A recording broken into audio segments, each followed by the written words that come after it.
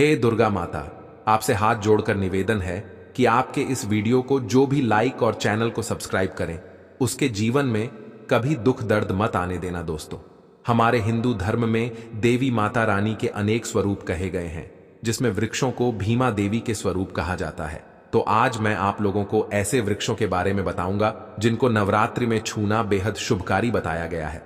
नवरात्रि में इनको छूने से शत्रु दोष, कर्ज दोष, गरीबी दोष सब समाप्त होते हैं। नवरात्रि के पावन पर्व चल रहे हैं। नवरात्रि के पावन पर्व में कुछ ऐसे वृक्ष है जो कि देव वृक्ष कहे गए, देवी वृक्ष कहे गए हैं। यह देवी के स्वरूप होते हैं, माता काली के स्वरूप होते हैं। और हमारे धर्म में पेड़ पौधे को देवी देवता मान करके हम इनकी पूजा करते हैं, और हमें पूजा भी जरूर करनी चाहिए। विज्ञान भी कहता है पेड़ पौधे मनुष्यों को फ्री में प्राण वायु प्रदान करते हैं, और पेड़ पौधे हमें ऑक्सीजन देते हैं, और हमारे जो कार्बन डाइऑक्साइड होता है उसे ग्रहण करके सभी प्रकार के जितने भी नकारात्मक चीजें होती हैं उसे अपने अंदर में स्वयं सोख लेता है और हमें ताज प्रदान करते हैं। तो पेड़ पौधे स्वयं तेज धूप में तपते हैं, लेकिन मनुष्य को शीतल छाया प्रदान करते हैं। तो नवरात्रि के समय में कुछ ऐसे पेड़ पौधे हमारे धर्मशास्त्र में कहे गए हैं जिनको छूने मात्र से व्यक्ति के बंद किस्मत के ताले खुल जाते हैं, व्यक्ति का सौभाग्य चमक जाता है। हमारे शास्त्रों में पेड़ पौधों को बहुत ही गुणकारी कहा जाता है, क्योंकि इनमें साक्षात देवता होते हैं। अनेक बीमारी का उपचार पेड़ पौधों में ही छुपा है, जड़ी बूटी में ही छुपा है।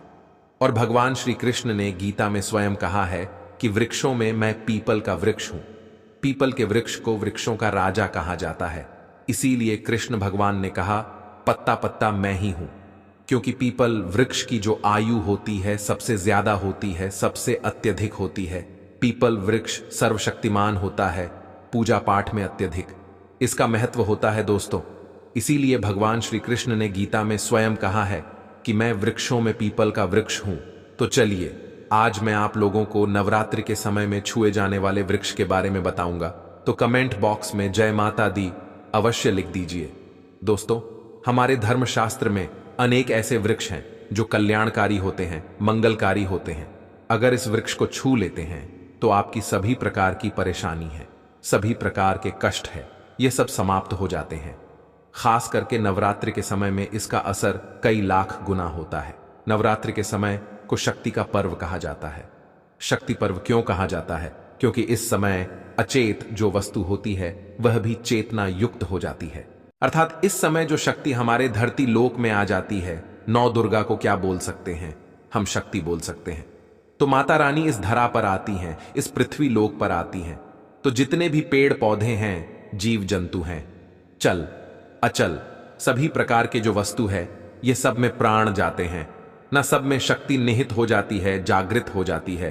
तो इस समय कोई भी पेड़ पौधे को जाकर के छू ले, खास करके देवी स्वरूप कहे गए जो पेड़ पौधे होते हैं, जाकर के आप इसे छू करके आते हैं तो आपके जीवन की परेशानी है, दुख है, तकलीफ है, कष्ट है, रोग है, बीमारी है, कलह है, जीवन में चल रही बहुत बड़ी समस्या है, सब समस्या समाप्त हो जाती है। काल सर्प दोष, मंगल दोष, शनि दोष, राहु दोष तत्काल अपना असर दिखाती है और सब दोष खत्म हो जाते हैं। दोस्तों, आज मैं आप लोगों को 3 पौधों के बारे में बताऊंगा, और ये तीनों पौधे देव वृक्ष कहे जाते हैं। वीडियो को ध्यान से देखना। अगर आज की वीडियो मिस कर दी तो फिर सारी जिंदगी आपको पछताना पड़ेगा, क्योंकि नवरात्रि ही एक ऐसा पर्व होता है, एक ऐसा समय होता है, केवल 9 दिनों के भीतर में आपको लंबी पूजा पाठ करने की जरूरत नहीं पड़ती। केवल 9 दिनों के भीतर में ही आप अपनी समस्या को, आप अपनी गरीबी को स्वयं अपनी आंखों से समाप्त होते हुए देख सकते हैं। मैं जिस वृक्ष के बारे में बता रहा हूं, यह सारे वृक्ष आपको अपने घरों के आसपास में बहुत ही आसानी से मिल जाएंगे।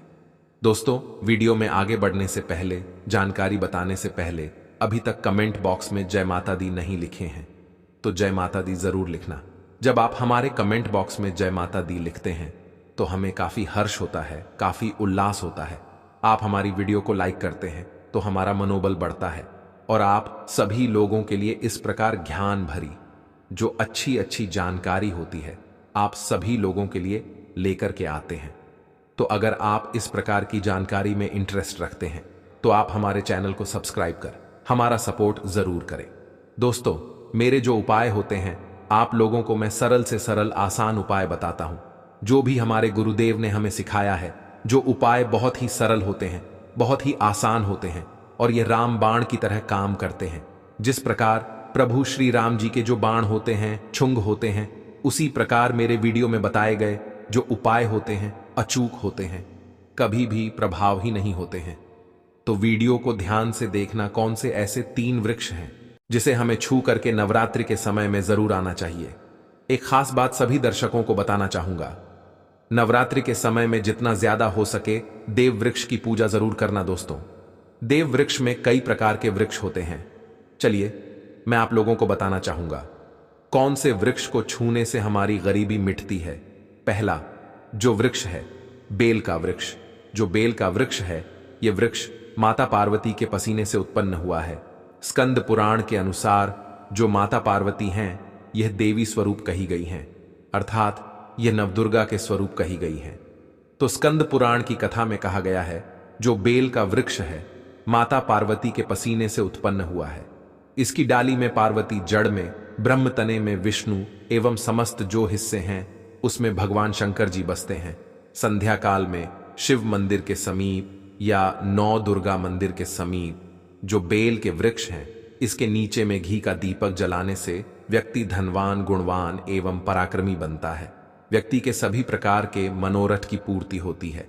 हमारे धर्मशास्त्र यह भी कहते हैं नवरात्रि के समय में अगर कोई भी व्यक्ति, जी हां, नवरात्रि के समय में अगर कोई भी व्यक्ति बेल के वृक्ष को माता नौ दुर्गा का ध्यान करते हुए 7 बार छू करके आ जाते हैं तो ऐसे व्यक्ति की तत्काल, अगर उपवास व्रत रखा है, ध्यान से सुनिए, जो लोग उपवास व्रत रखे हैं ऐसे व्यक्ति की थकान सुस्ती तत्काल चली जाती है।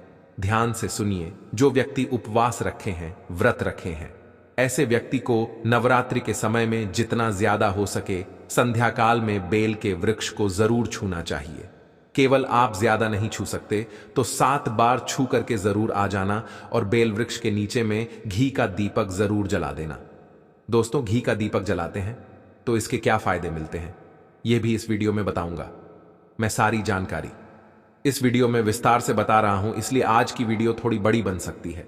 हो सकता है 15 मिनट की वीडियो बन जाए, लेकिन अपना पूरा समय जरूर देना, क्योंकि जब हम उपवास व्रत रखते हैं तो हमारे शरीर में काफी थकान आ जाती है, हमारे शरीर में ऊर्जा की कमी होने लगती है। हालांकि हमें अध्यात्म ऊर्जा प्राप्त होती है, लेकिन हमारे शरीर में ऊर्जा की कमी होने लगती है। भोजन न करने के कारण हमारे शरीर में ऊर्जा की कमी होती है और इस ऊर्जा को बरकरार रखने के लिए, इस ऊर्जा को प्राप्त करने के लिए हमें बेल वृक्ष को छूना चाहिए। दोस्तों, अनेक संत महात्माओं ने बेल वृक्ष के पत्ते को खाकर के तपस्या की है एवं कई प्रकार की सिद्धियां हासिल की हैं। धर्मशास्त्र कहते हैं अगर नवरात्रि के समय में बेल के पत्ते खाए जाएं तो जो व्यक्ति लंबे समय से जो मंत्र के जाप कर रहे हैं, सिद्धि प्राप्त नहीं हो पा रही है, फिर कुछ आप ऐसी सिद्धि को प्राप्त कर सकते हैं जो सिद्धि आपको काफी लंबे समय से प्राप्त बेल के पत्ते खाने से वह सिद्धि जल्दी प्राप्त होती है। इसके नीचे घी का दीपक जलाने से हमें सिद्धि की प्राप्ति होती है। सिद्धि का मतलब होता है कार्य में सफलता। तो जो लंबे समय से आपके कार्य नहीं हो पा रहे हैं, उस कार्य में नवरात्रि के समय में जितने भी दिन हो सके, आप जो है जब भी आपको समय मिले तो शाम के समय में घी का दीपक जरूर जला देना। और अगर कोई भी व्यक्ति नवरात्रि के समय में, ध्यान से सुनिए, अगर कोई भी व्यक्ति नवरात्रि के समय में अगर बेल वृक्ष की जड़ में दूध चढ़ाते हैं, वह सभी प्रकार के व्याधि दूर होती है। अगर सिंदूर युक्त गंगा जल चढ़ाते हैं तो व्यक्ति की गरीबी मिटती है। अगर तेल चढ़ाते हैं बेल वृक्ष के जड़ में तो सौभाग्य की प्राप्ति होती है। और अगर बेल के तीनों पत्तों में, दोस्तों ध्यान से सुनिए, त्रिदेवी कही गई है, जैसे कि महाकाली, महालक्ष्मी, महासरस्वती। तो अगर बेल के जो 3 पत्ते हैं महालक्ष्मी, महाकाली, महासरस्वती के स्वरूप कहे गए हैं, तो बेल के अगर तीनों पत्तों में ओम, दूसरे पत्ते में हरिओम को सिंदूर से लिख करके चढ़ाना होता है। सिंदूर से लिख करके चढ़ाया जाए तो तत्काल उसी समय मनोकामना की पूर्ति होती है, कार्य में सफलता मिलती है। कोई लंबे समय से आपकी मनोकामना हो, आप चाहते हैं वह मनोकामना पूर्ण हो जाए, तो यह उपाय अवश्य करिएगा दोस्तों। इसकी जड़ में, ध्यान से सुनिए, नवरात्रि के समय में इसकी जड़ में अगर तांबे की कोई भी रिंग होती है, जिसे हम एक प्रकार के तांबे की जो धातु है यह मंगल से जुड़ हुई होती है, तो अगर नवरात्रि के समय में इसकी जड़ में तांबे की जो रिंग होती है, अंगूठी होती है, अगर आप 4 अंगुल खंड करके दबा करके आ जाते हैं, नवरात्रि भर इसे दबे रहने देना है। इसके बाद अगर आप पहन लेते हैं तो वह जागृत हो जाती है, क्योंकि जो बेल के वृक्ष हैं स्वयं जागृत कहे गए हैं और नवरात्रि के समय में इसकी जो आवरा होती है, इसकी जो ऊर्जा होती है अत्यधिक बढ़ जाती है। फिर अगर आप इस प्रकार की अंगूठी को पहनते हैं तो कभी भी आपको रक्त संबंधी समस्या नहीं आती, शनि का दोष नहीं सताता, राहु की पीड़ा नहीं सताती और नौ दुर्गा की कृपा से सदैव आप सुरक्षित रहते हैं। ऐसे व्यक्ति की कभी भी अकाल मृत्यु नहीं होती। दोस्तों, मैं दूसरे पौधे के बारे में जो बता रहा हूं वह पौधा भी जान लीजिए। मैं जो दूसरे पौधे के बारे में बता रहा हूं यह शमी का वृक्ष है। शमी के वृक्ष को जगदम्बा के स्वरूप कहा गया है। जो शमी के वृक्ष हैं ये स्वयं जगदम्बा के स्वरूप है। इस पर स्वयं मान जगदम्बा स्वयं साक्षात विराजमान रहती है और कोई भी व्यक्ति अगर संध्या काल में नवरात्रि के समय में इसके नीचे में धूप दीप जलाता है, धुआं दिखाता है, तो उनकी सभी प्रकार की परेशानी दूर होती है। धर्मशास्त्र कहते हैं अगर कोई भी व्यक्ति नवरात्रि के पूरे समय में हो सके, अगर आप एक दिन भी करना चाहते हैं तो आप यह उपाय एक दिन भी कर सकते हैं, पंचमी या सप्तमी के दिन कर सकते हैं। तो हमारे धर्मशास्त्र में कहा गया है अगर नवरात्रि के समय में लाल चुनरी अगर कोई भी व्यक्ति मनोकामना बोलते हुए शमी के वृक्ष में बांधे तो वह मनोकामना की पूर्ति होती है। लाल चुनरी अगर कोई भी महिला जाकर के बांधती हैं तो उन्हें सौभाग्य की प्राप्ति होती है, उसके पति की कभी भी अकाल मृत्यु नहीं होती। इसकी जड़ में सिंदूर डालने से व्यक्ति को आरोग्य की प्राप्ति होती है। जो लोग लंबे समय से बीमार पड़े हैं, ऐसे व्यक्ति के जो घर में रहने वाले सदस्य हैं, तो वह लोग जो बीमार पड़े हैं उनके शरीर से 7 बार सिंदूर को उतारा करके शमी की जड़ में डाल सकते हैं, तो उनके रोग जल्दी ठीक हो जाएंगे। जो लोग लंबे समय से बीमार पड़े हैं या फिर आप बीमारी से बचना चाहते हैं, निरोग रहना चाहते हैं, तो इसकी जड़ में सिंदूर जरूर डाल देना मनोकामना पूर्ति करने के लिए। मैं एक मंत्र बता रहा हूं, इस मंत्र को बोलते हुए शमी के वृक्ष को छूना है। इस मंत्र को बोलते हुए शमी के वृक्ष को छूना है। आप तत्काल नवरात्र के समय में इसका रिजल्ट देखना। जैसे ही नवरात्रि समाप्त होगी, आपकी जो मनोकामना है उसकी पूर्ति हो जाएगी। आपकी जो दरिद्रता है वह दरिद्रता समाप्त हो जाएगी। तो मंत्र कौन सा है? तो आपको बोलना है मम मनोरथे पूरे मम दरिद्र नाश। ये मंत्र आपको बोलना है। ये मंत्र बोलते शमी के वृक्ष को छूना है। सभी प्रकार के आपके मनोरथ की पूर्ति होगी। आपकी जो दरिद्रता है, दरिद्रता समाप्त हो जाएगी, छू मंत्र हो जाएगी। या आपको छूते हुए बोलना है। आप चाहते हो तो नवरात्रि के समय में मौली धागे भी शमी के वृक्ष पर बांध सकते हो। अधिकतर लोग मौली धागे बांधते हैं। मौली धागे बांधने से माता रानी आपसे बंध जाती हैं। दोस्तों, कहने का मतलब है कि माता रानी आजीवन आपका साथ देती है, आपके हर कदम में मार्गदर्शन करती है। इसकी जड़ की मिट्टी ला करके ध्यान से सुनिए। नवरात्रि के समय में अगर आप जो है 9 दुर्गा के उपवास नहीं कर पा रहे हैं, व्रत नहीं कर पा रहे हैं किसी कारणवश, तो केवल इसकी जड़ की मिट्टी ला करके नवरात्रि के समय में स्नान करने से व्यक्ति का भाग्य उदय हो जाता है, व्यक्ति का भाग्य चमक जाता है, व्यक्ति की जो फूटी किस्मत होती है वह भी चमक जाती है। आप में से अधिकतर लोग बोलते हैं ना कि हमसे लक्ष्मी नाराज हो चुकी है, लक्ष्मी हमारे घर में आना ही बंद कर चुकी है। तो आप चाहते हैं कि लक्ष्मी की कृपा प्राप्त हो जाए, तो नित्य नवरात्रि के समय में इसकी मिट्टी को लाकर के नवरात्रि के समय में स्नान करना शुरू कर दिया। नहाने वाले पानी में डाल करके स्नान करना शुरू कर दीजिए। आपके शरीर से दोष दूर हो जाएंगे। आपके शरीर से किसी भी प्रकार की पीड़ा है, सकारात्मक शक्ति आपके शरीर में प्रवेश कर गई है, वह भी समाप्त हो जाएगी।